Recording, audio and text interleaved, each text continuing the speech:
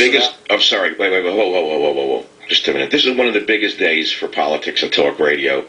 You got North Korea firing off a nuclear weapon, an underground test. Obama does nothing. We got gay marriage being shot down in California. We got Chairman O picking a less than supreme individual for the Supreme Court. Now listen to Chairman O. We will work with our friends and allies to stand up to this behavior, and we will redouble our efforts toward a more robust international non-proliferation regime. All right, fine. Listen to the words. Behavior and robust. Meaningless pap. The fact of the matter is, Obama should shoot down North Korea's missile once and for all, blow up their launch pads. Those were the opinions of Clinton's former Pentagon chief, William Perry, and the current guest, Nicholas Guerigila, from the Hudson Institute. Mr. Guerigila, sorry. Welcome to the Savage Nation. Thank you for having me. So what's your opinion? Well, my opinion is similar to that of William Perry. I initially wrote that the missile should be shot out of the sky, and we should essentially showcase that our missile defense system works, and it does. And the admiral in the region, the commander of PACOM, said it would work. But William Perry made a good point in an article in '06, and he said that it isn't so much the missile launch itself as it is the data and the technical know-how that they will learn with a launch. Even if it failed, they'll still have the trajectory data, and they could improve on their next missile launch, which is what they just did today. And yes, but why did Bush fail to take out the launch pads themselves? What is the thinking here? What would have happened? Let's play it out. The U.S. has the Aegis missile systems on cruisers offshore. They launch with setting a few keys. They blow up all the missile launch sites. What happens next? North Korea invades South Korea? What happens? There's really no telling. I don't believe it would go that far. I think the North Koreans, we would call their bluff, and they would blink. They know that one of the interesting things about the Korean Peninsula, the DMZ, is that if the North Koreans ever wanted to invade South Korea, they would have to go through a funnel region on the demilitarized zone that's about 5 miles wide. The rest of the demilitarized zone is all laced with landmines. So if they ever actually wanted to invade North Korea, they would go down one strip about 5 miles wide, and we would wipe them out right then and there. So I don't believe that they would invade South Korea. They would probably launch missiles at Seoul, which would be a problem. But then again, we have that missile defense system, and our admiral in the region said that it would work, and I totally agree with him. Why do you think we're hearing such weakness from Obama and Admiral Mullen? Why? You know, over the weekend I was stunned to hear that there's no military option. I didn't intuitively believe that. That's what the Pentagon is for, the military option. They should have... Yeah, but Admiral Mullen sounded like a press agent playing the role of a commander, a Supreme Allied Supreme Commander, whatever he is, Joint Chiefs of Staff, excuse me. Why would Admiral Mullen take such a pacifist role as saying we have no military option?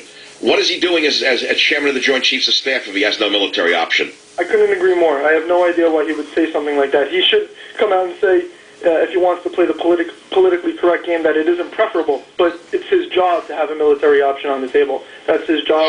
Are there any people left in the U.S. military who actually understand their job is to protect America, not simply to mark time till they get a job with a contractor?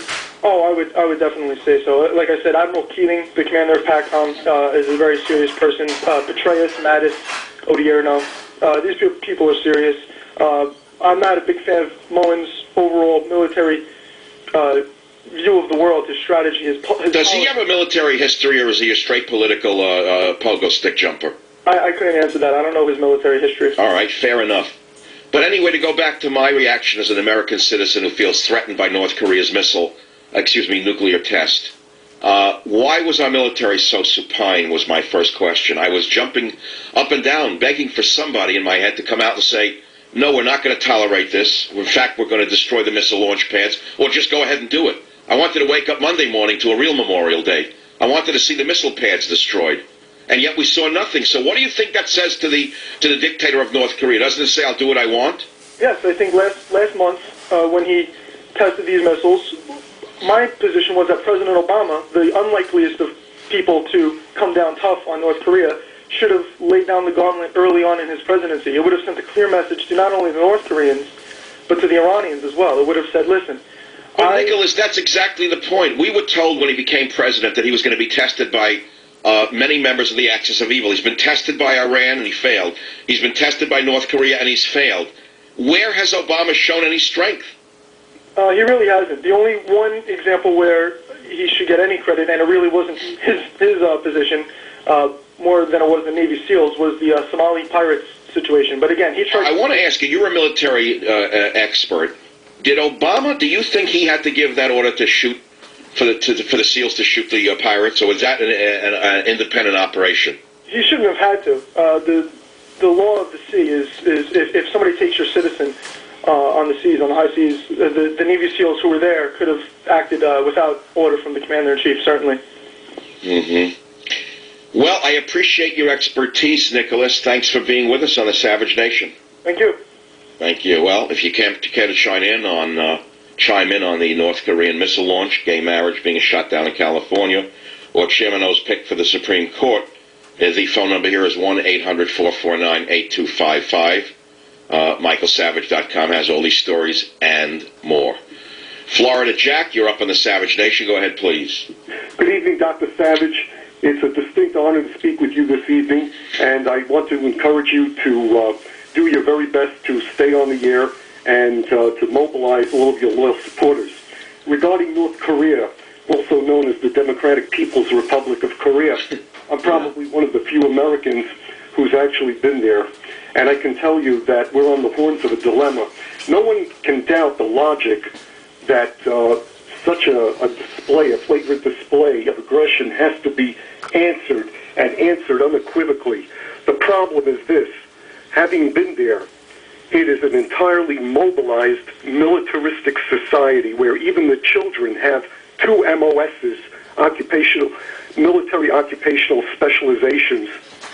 What do you do? Oh, you mean while our young boys are given Ritalin and told how to play baseball, they're given wooden AK-47s and taught how to kill? You've got it, Dr. Savage. This was my question, and I mean no disrespect to our men and women in uniform, but who's going to go there and spill their guts and fight? Because as soon as we blast their launch pads, they're going to open up, and with all due respect, I have to disagree with Nicholas Guerigila. They are going to open up with the heavy artillery that is hardened in the hills and mountains beyond the DMZ with the chemical and biological warheads, and they will destroy Red Cloud, our base, which is actually in their territory. And I don't put it past them to destroy or disrupt the 8th largest economy in the world, which is South Korea. And then after that, who's going to go there? I don't know anyone who's going to do what they're prepared to do. Well, let's take it from a different... You're right about everything you say, but I have another series of questions since you sound like you know what you're talking about. I forget who it was who said that war is really an extension of diplomacy. When diplomacy fails, war is a tool of diplomacy, and then war should be stopped once your diplomatic aims are achieved.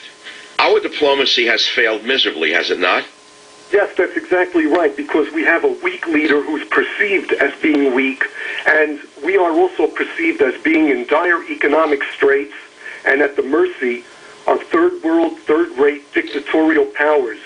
And the concept among the shared villains in this whole scenario is that, well, if the Koreans can sap our strength out there on the Korean Peninsula in North Asia, then the Iranians can stoke the furnace over in South Asia. All right, so let's go to the next step. We know that China holds most of our T-bills.